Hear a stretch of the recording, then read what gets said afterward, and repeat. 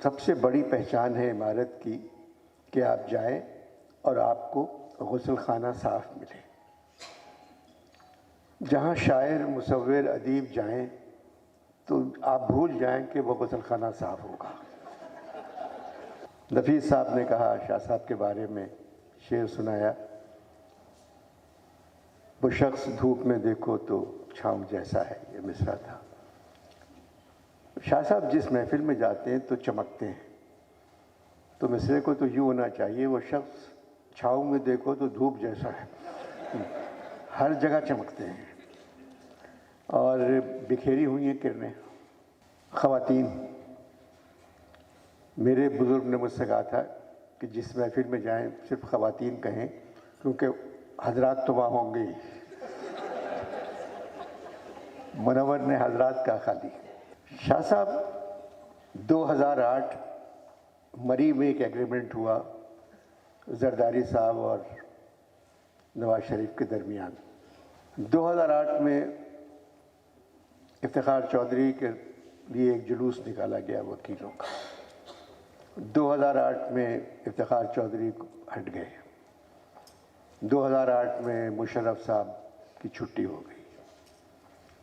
2008 में अहमद फराज का इंतकाल हुआ।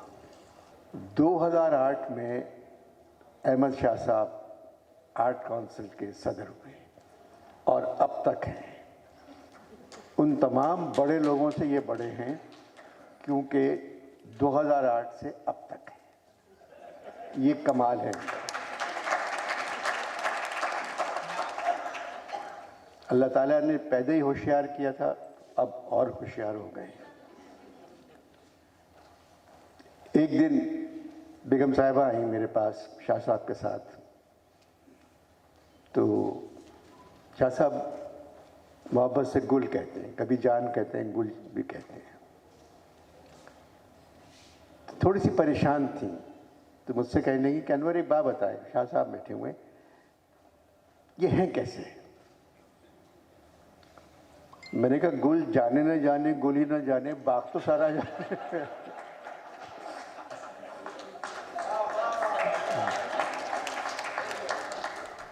आर्ट काउंसिल की जो इमारत है, मैं वहाँ जब तामीर हुई थी जब से जाता हूँ।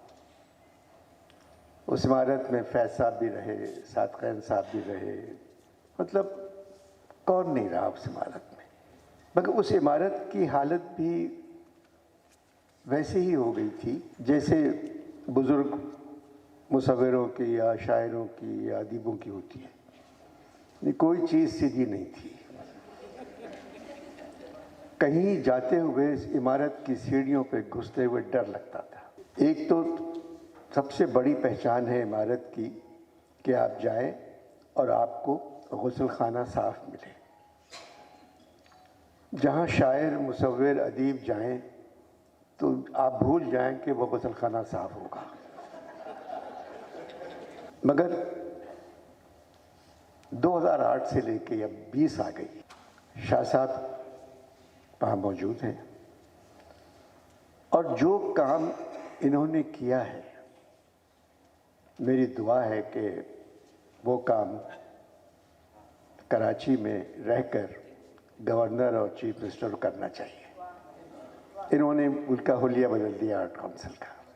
एक ऐसी इमारत बना दी कि जहाँ शाम में जाने को जी चाहता है।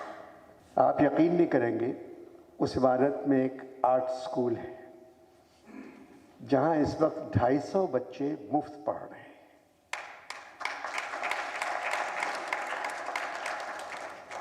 उसमें बाकायदा वो तो कॉलेज की हैसियत है उसकी।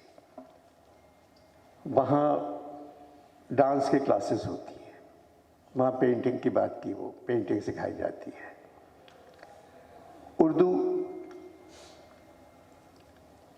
ज़ाहिर है बड़ी ज़बान है, ख़त्म तो हो नहीं सकती, चाहे इसके आगे कोई दीवार खड़ी कर दी जाए तो ये बड़े आराम से उसको तोड़ के आगे निकल जाएगी। आर्ट्स काउंसिल कराची ने उर्दू को जिंदा रखा हुआ है।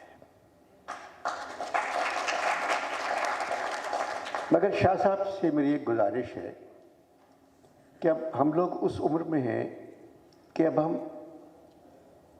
खुद सुनाने के बजाय हम अपनी नौजवान नस्ल को सुनना चाहते हैं कि वो क्या कर रही है। हनफी साहब में 4-5 लाहौर से आ जाते, किश्वर नाहिद, ज़हरा निगाह, अमजद सा अमजद, अब इन लोगों को बुलाएं सुनने के लिए, बोलने के लिए ना बुलाएं, क्योंकि पता है क्या बोलेंगे। मगर आपका किसी को नहीं पता चलेगा, मैं आप क्या नहीं, मगर ये कि अच्छा, आप वो जो 4 दिन कॉन्फ्रेंस रहती है, उन 4 दिनों के लिए शाह साहब 4 महीने, जैसे मुनव्वर साहब ने कहा कि सोए जागते रहते हैं, और जितनी मेहनत एक शख्स उन 4 दिनों के लिए करता है, आप लोगों को तो सिर्फ जाके देखिए कि ये करते क्या है। अब इनकी बेगम भी हैं यहाँ बैठी हुई, शौकीन भी हैं, और शौक़ है शायरी सुनने का, एकदम घबरा गई।